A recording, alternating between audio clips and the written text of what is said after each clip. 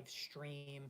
It is Monday, February 16th, 2026, and I wanted to do a free agency preview today. That's why I wanted to come on and discuss, the upcoming free agency for the NFL, which is going to be, coming up in March, and of course we have the NFL Combine in less than 2 weeks as well. So we got some really important, uh, you know, events for the NFL that's also going to shape fantasy football over the next couple of weeks. So that's something that we got to definitely take a closer look at as we get closer. And of course, the big news today was the fact that Tyreek Hill released by the Miami Dolphins. I have a separate video on that, so I'm not going to repeat myself.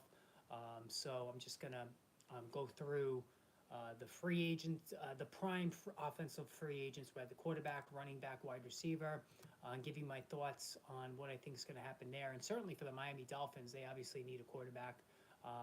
And I discussed all that in the video that's probably uploading right as we speak, as I do this live stream for you. And of course, if you're new to the channel, make sure you hit that subscribe button if you haven't done so already. But to me, out of all the offensive players that are heading into free agency, George Pickens was the number one guy. Right now, he's been franchise tagged by Dallas. That doesn't mean he's going to agree to play. This is a temperamental player that wants his money. He's still just 24 years old. 93 catches last year, almost 1,500 yards and 9 touchdowns. He was better than CeeDee Lamb last year, certainly more healthy. And for me, he's the better value with it too. Whereas Lamb's going to go late in the first round in drafts next season. Pickens probably going to go early round 2. I'm taking George Pickens. He's much more dependable than Lamb health-wise, and certainly scoring touchdowns. I think it's only a matter of time until Dallas hands him the contract that he wants. But George Pickens, to me, is the number one free agent out of the 4 prime offensive positions when it comes to fantasy football. And he is every bit the wide receiver one he always appeared to be, even when he was drafted by Pittsburgh. It just wasn't the right place. Pittsburgh is a place to go for fantasy offensive players to die, right? It's just not a very fertile ground when it comes to players who can help you in fantasy. Certainly this, I talked yesterday about DK Metcalf and Jalen Warren, and really Kenneth Gainwell is the only guy I'm kind of interested in. And it wasn't a good fit for George Pickens. And we saw how unhappy he was. And he's one of those temperamental wide receivers that we've seen over the years. Like, he's just that classic Chad Johnson, Terrell Owens, Keyshawn Johnson, give me the damn ball guy. But he is incredibly talented, and I think he ultimately winds up staying with Dallas. Now, Daniel Jones, right? One of the best stories of 2025 before fate intervened, and he suffers a torn ACL.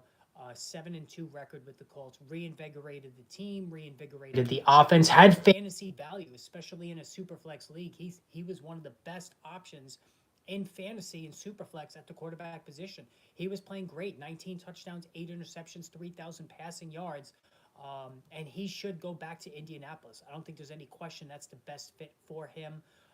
There's questions on the offense. Alec Pierce. I don't think Alec Pierce is going back to Indy, and they really don't need him. They have Josh Downs. They have Michael Pittman. They have capable players there at the wide receiver position. But Daniel Jones in Superflex remains somebody who's talented. And if he goes to Indy, certainly he's a decent backup in single quarterback leagues. But if he goes back to Indy, I think that's his best fantasy value, hands down, no doubt about it. Now let's talk about Alec Pierce. There's going to be a long line of teams, prospective teams. Hey, King Kufa, how you doing? That are going to be lining up for Alec Pierce. Now, previous to this season, Alec Pierce showed himself to be an oft-injured, deep threat guy. He was really kind of a one-trick pony, right? Oh, thank you. I appreciate that. A one-trick pony guy, but he finally diversified his offensive game, his route running during the course of the 2025 season. He's going to get paid. You look at teams like the New York Jets, the New York Giants, my New York Giants, they need a secondary receiver to Malik Nabers. As a Giant fan, I'm kind of torn on Wan'Dale Robinson. Do you want to commit the money to him? The guy's been durable the last couple of years. He's 90-plus catches, had a really good year. Thank you, Aaron. I appreciate that. So, he's very interesting, Alec Pierce. He carried fantasy value down the stretch. He was a strong wide receiver 3, right? He can get down the field. He's got terrific hands. I don't think he's going back to Indy. They don't need him. Like I said, they have Michael Pittman. They have Josh Downs, very capable players there, but he's somebody to keep a close eye on in terms of, even New Orleans. Like, that would be a team that I could see as well. They don't have Rashid Shaheed anymore. Bring in Alec Pierce. This is an offense that's on the rise. And let me tell you something. I'm going to say this now. I am all over the offensive players in New Orleans next year, including Tyler Shuck. All right?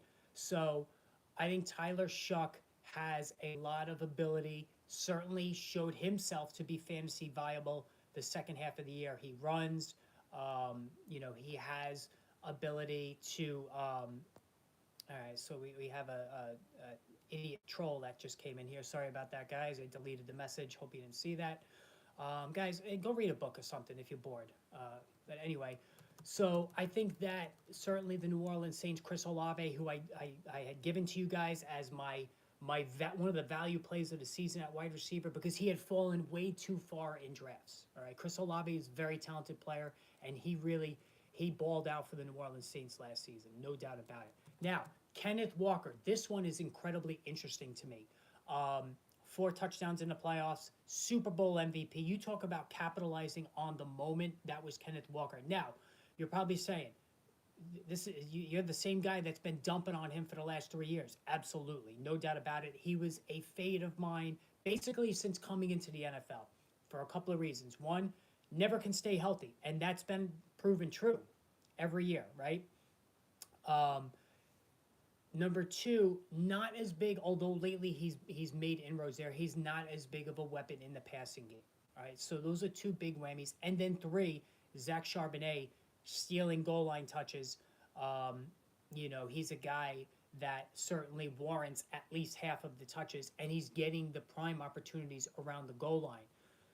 Charbonnet suffers a serious knee injury, may not be ready to start the year. Kenneth Walker, a free agent, coming off a Super Bowl MVP, he's going to get paid. Do the Seahawks bring him back? The market for running backs is going to be very robust. It's gotten better. Saquon Barkley's gotten paid. Derrick Henry's gotten paid. We've seen these guys now. The pendulum has swung the other way when it comes to contracts for running backs. And I think Kenneth Walker, I'm going to be very keen on where he goes. If he ends up back in Seattle, I'm fading him again for 2026. If he ends up on a team where he's the clear-cut number 1 guy, looking at you, Kansas City, then I'm totally in on him, injury warts and all, for next season. So I'm going to watch that one really, really closely because I think that Kenneth Walker, along with Breece Hall, they're the 2 best options in free agency. Malik Willis. Let's talk about Malik Willis. This one's a tough one for me.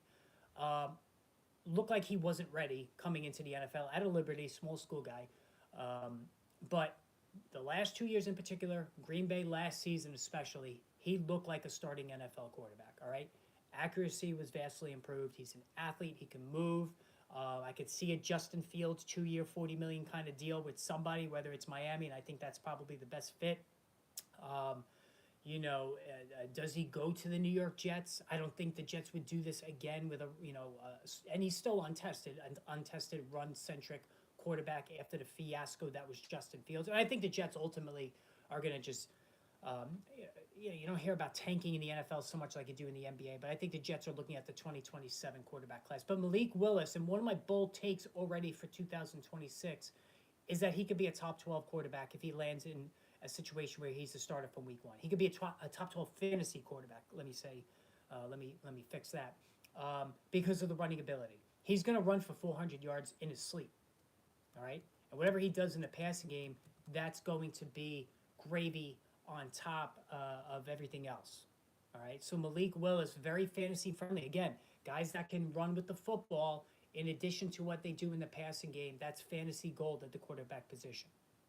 All right? Even in single quarterback leagues, like I've talked to you guys incessantly since the season ended, do not chase Josh Allen, Jaden Daniels, Drake May, Jalen Hurts. Don't chase any of those guys this year. There is no need for that. It's all about the value quarterback. Trevor Lawrence, Dak Prescott, Bo Nix, Caleb Williams. All of those guys could finish top 5 in fantasy, and you could draft them as QB 7, 8, 9, 10, all in that range. Brock Purdy. Look what Brock Purdy did the second half of last season. All right? So there is no reason to waste high draft capital on the prime. As much as I love Josh Allen, and believe me, he's the best quarterback in fantasy, I'm not using those prime draft picks on a quarterback this year. It just makes no sense in single quarterback leagues. All right, Brees Hall, still just 24, right? 1,065 rushing yards, and he's a very capable receiver as well. I think that I think he wants out first of all. All right, so I can tell you, being here in New York, he was very unhappy. All right, he's tired of the losing, and I don't blame him. The franchise is an absolute joke. Aaron Glenn already looks like he's overmatched. You know, he might very well be fired before the end of next season, although it never works when they fire these guys midway through the season. But Brees Hall, underutilized with the Jets, especially in the pass game. This is a guy who can catch 60 passes out of the backfield. He was lauded for his receiving ability coming out of college. He's explosive. He can do it all. He checks all the boxes outside of blocking. He's not a great blocker. But if he goes back to the Jets, you know, they have some talented players behind him, right? I mean, Isaiah Davis, he's got that dual threat ability as well. So, you know, I think that, do they put the franchise tag on him? That's an option there as well. On a team that's desperately in need of playmakers outside of Garrett Wilson, I can't see the Jets letting him leave. I also can't see them handing Brees Hall a big contract. Do they put the franchise tag on him? I think that's certainly a possibility. All right, Aaron Rodgers is also a free agent. He's going back to the Steelers. And listen, like, you know, he deserves a lot of criticism because, you know, all of his self-serving nonsense over the years. But 24 touchdowns, 7 interceptions last year, not bad at all. Team-friendly, 1-year, $14 million deal. I think he's going to come back for one more go-round. I also think the Steelers are now in play. I have them drafting Ty Simpson, not the Rams. I made that switch in my mock draft. You can find that on the message board. So that's something I could definitely see happening for the Steelers because they do need somebody to develop behind Rodgers. I'm out on DK Metcalf next season. I'm out on Jaylen Warren. I'll keep it open on Kenneth Gainwell if he comes back because they utilized him heavily in the passing game. But Aaron Rodgers has virtually no fantasy value. Mike Evans, 32, Hall of Famer. All right, 108 career touchdowns. 32 years old, persistent hamstring troubles, and again, whether it's Mike Evans, whether it's Keenan Allen, these aging receivers always have soft tissue problems. Mike Evans, you cannot depend on anymore to stay healthy, to reach 1,000 yards. I think he goes back to Tampa for one more year, right? There was noticeable slippage, not just on the health front as well, but you have a team where Emeka Egbuka, as you know, even though he had the vanishing act the second half of the season, very, very talented player. He's going to be the wide receiver one before you know it. Chris Godwin worked off the rust last year, was very good in December into January. He's there as well. They've had, I think, 4 different offensive coordinators each of the last 4 years. You know, do they bring him back for one more year? I could see it. You know, he means so much to the franchise.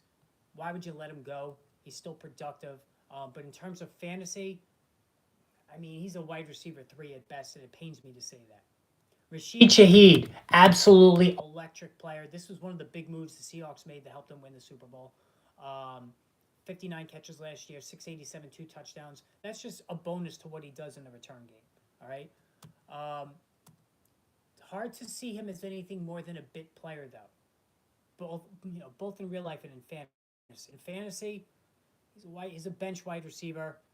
He's just going to run way too hot and cold to depend on week in and week out, no matter where he ends up. So don't really have to waste much time here. Juwan Jennings. So Juwan Jennings is interesting to me. So Brandon Ayuk is done with this team. You have George Kittle. May not be ready for the start of the season. 15 touchdown catches each over the last 2 seasons. So, he's got ability. All right. Once over $20 million a year, I think that's what the asking price that seems to be trickling out there. That's probably too rich for San Francisco, but I'm going to keep it open on him, depending where he ends up. Does he go to the Giants? Right. We've seen enough out of Juwan Jennings to know that he's got ability both in real life and in fantasy. All right, Kyle Pitts. This one fascinates me more than any other free agent. I'm telling you, 88 catches, 928, 5 touchdowns. how much of that is tied into Kirk Cousins, all right? One thing about Kirk Cousins, knows how to make money, all right?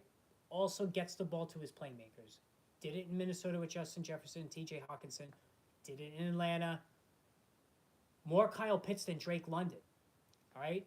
Do they franchise tag him, which will be about $16 million for one season, all right? They need to upgrade receiving talent in Atlanta for Michael Penix. Do they bring in Marcus Mariota to compete with him? Did he bring in, somebody? I think this is a good fit. Now, Cousins won't be back. They're going to release him. Penix didn't exactly pepper Kyle Pitts with targets.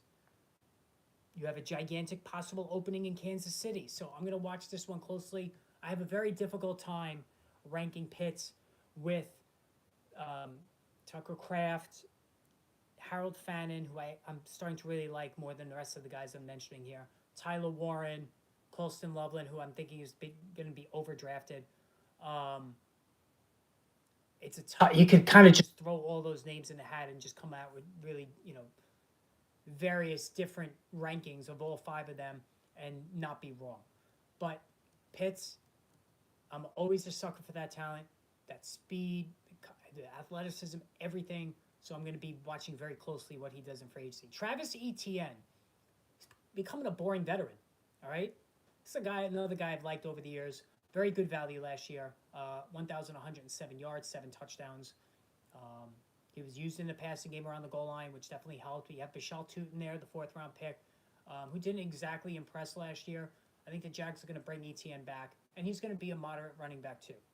All right, he's very capable in the passing game, but hasn't been used as much there. But he has ability, and if you wait on drafting your running back 2, I don't think you should ever wait on drafting your running back 1. Travis Etienne is kind of a dependable option in an ascending Jacksonville Jaguars offense. Romeo Doubs, steady, 50 catches, 600 yards, 5 touchdowns. He's getting swallowed up by the propensity for Jordan Love to spread it around. You have Christian Watson there still. Dontavian Wicks. It's very hard for one guy to stand out fantasy-wise in this offense. So for Romeo Doubs, just like Juwan Jennings, talented player. I don't like the present situation if they go back to their respective teams. But if they go somewhere else where they get a more prominent role, I'm going to be paying attention.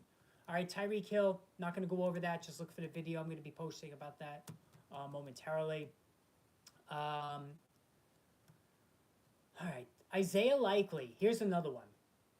So 11 touchdowns between 2023 and 24. Dropped off last year. The Ravens re-signed Mark Andrews. I did not see this coming. I really thought they were going to reset the salary structure at the tight end position in Baltimore. Maybe they saw some things about Isaiah Likely they don't like. I don't know. But here's the thing. Giants just hired John Harbaugh, who coached Isaiah Likely. The Giants need a tight end. They want to surround their quarterback, and they got the right one. Now, I'm as jaded a Giant fan as any, but they got the right player in Jackson Dart.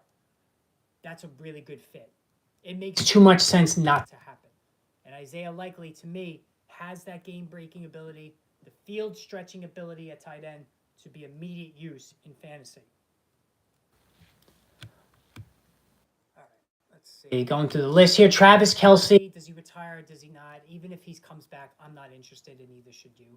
Deebo Samuel, he's getting up there in age. Still very versatile. Injuries continue to be a problem. He is a non-factor for me when it comes to fantasy. David Njoku. So the tight end market is flush. You got Kyle Pitts. You got Isaiah Likely. You got David Njoku. All three of those guys can jockey for those tight end spots. Tampa Bay is another one I didn't mention. Cade Otton, he's just okay. They need to spruce up that offense as well. That's a possible landing spot. Now, Njoku has shown glimpses of ability, fantasy viability, not always healthy as well.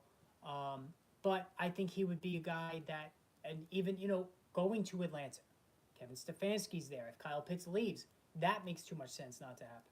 All right, Javonte Williams, breakout year. Nobody saw this coming. 1,200 rushing yards, 11 touchdowns, 4.8 per carry. Full yard better than what he did the previous year with Denver. He looked like he was completely shot in Denver. He had a really serious knee injury. It might have just taken him a couple of years. He caught 38 passes. Might have taken him a couple of years to just work off the rust, get his explosiveness back.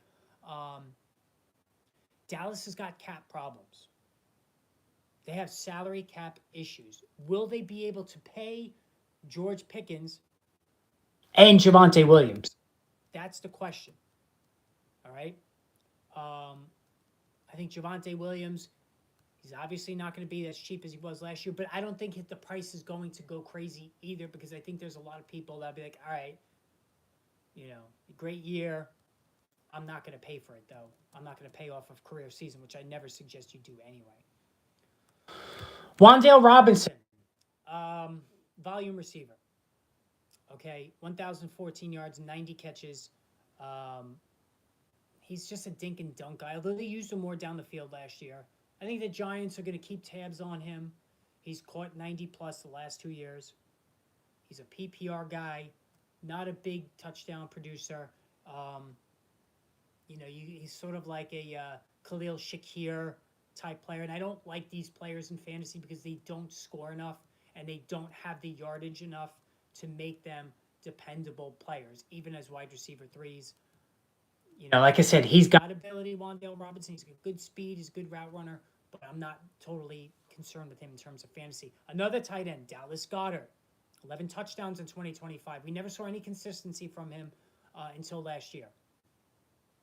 All right, but he's steady, 40 to 60 catches and 500 yards, and the touchdowns really spiked last year at the expense of A.J. Brown and Devontae Smith. That offense was a mess. I think if they're going to clean up this offense in Philadelphia, I think that's going to downgrade Goedert and boost the 2 wide receivers. And Goedert is somebody I have never chased in fantasy. I'd rather have the other 3 tight ends that I mentioned at this point. Rico Dowdle, I would probably surprise you to say that he's run for over 1,000 yards each of the last 2 years. All right, very, very solid, but not spectacular.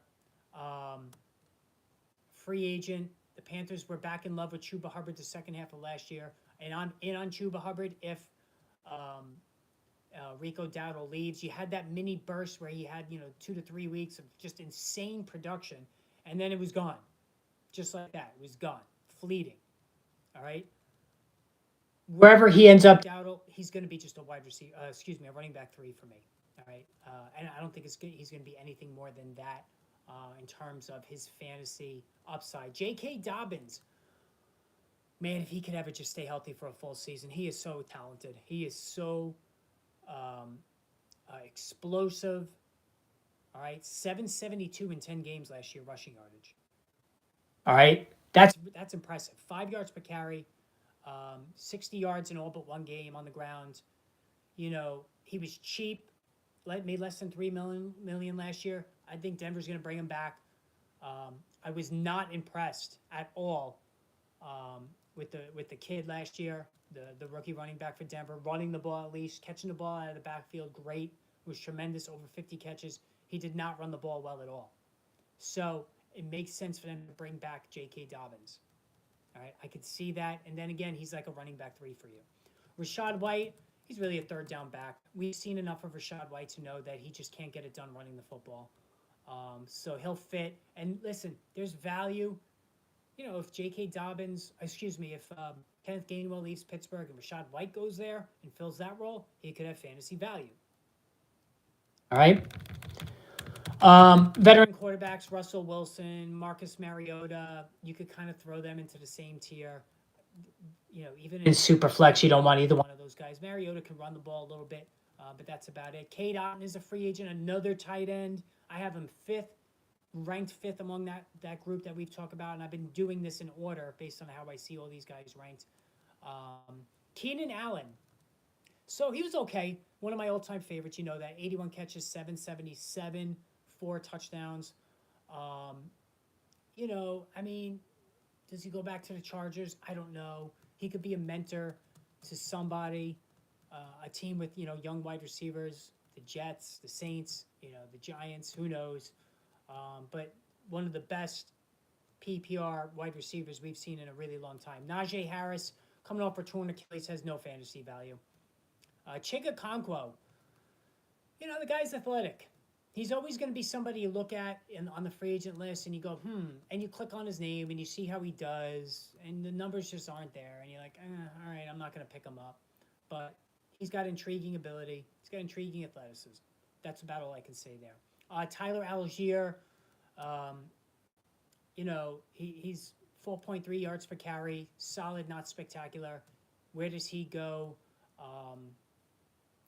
Can he be the top guy somewhere? I don't see it. I think the league knows. And listen, he's a solid player, don't get me wrong, but I don't think he's going to be somebody that teams are just going to give the starting job to.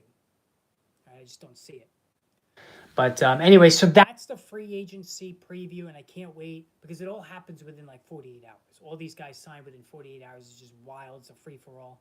So it's good stuff there. Guys, make sure you're also checking out that message board. I'm going to keep updating my rankings for the positions on that message board, plus the mock draft. Going to be doing a lot of draft stuff coming up in the next couple of weeks. And, of course, the Combine, going to be all over that as well. I'm going to give you daily reports every day of the Combine, so stay tuned for that and hit that subscribe button.